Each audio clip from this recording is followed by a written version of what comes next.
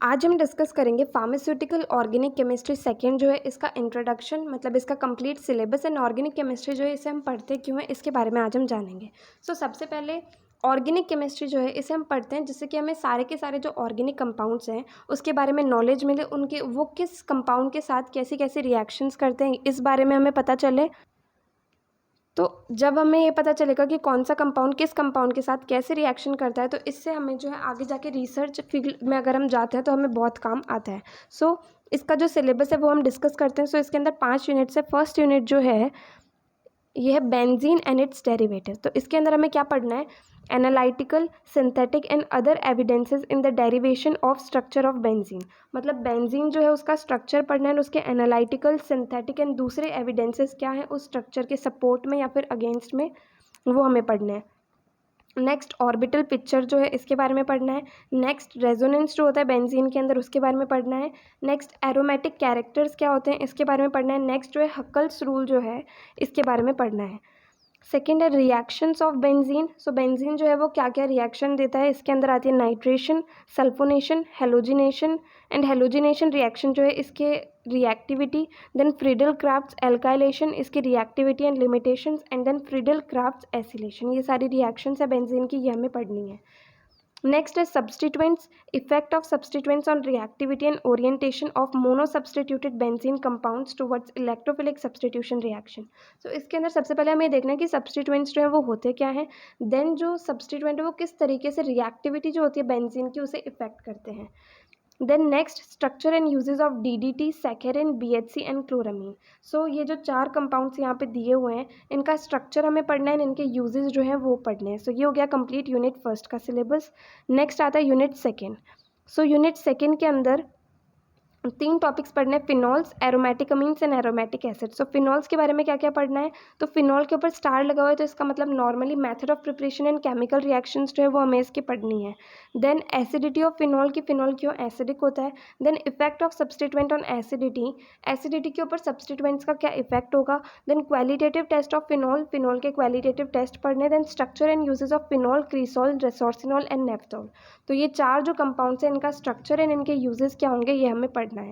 Next आता है aromatic amines, इसके ऊपर भी स्टार लगा हुआ है तो इसके method of preparation and chemical reactions तो हमें पढ़नी है।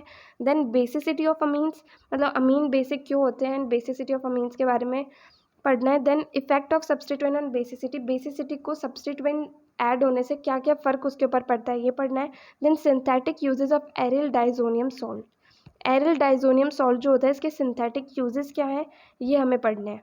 नेक्स्ट एरोमेटिक एसिड, इसके ऊपर भी स्टार लगा तो इसके method of preparation and chemical reaction हमें डिस्कस करनी है। देन एसिडिटी जो है एरोमेटिक एसिड्स की इसके बारे में पढ़ना है।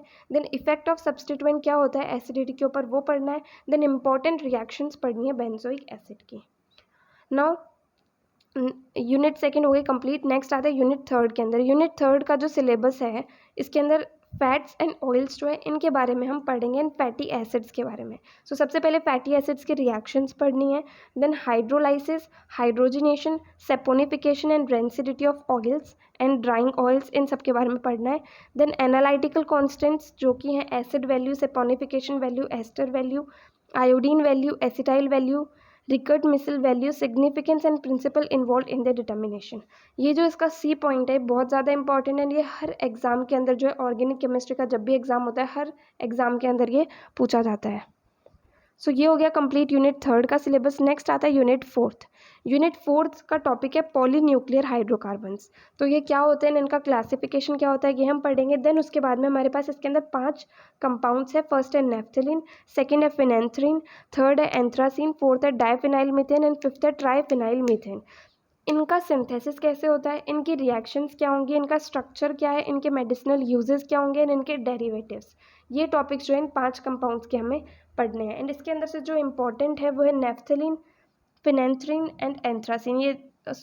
Naphthalene, anthracene and diphenyl methane, ये तीनों जो हैं सबसे ज़्यादा इंपॉर्टेंट है। फिनेंथ्रीन एंड ट्राइफिनाइल मीथेन जो है थोड़े कम इंपॉर्टेंट है।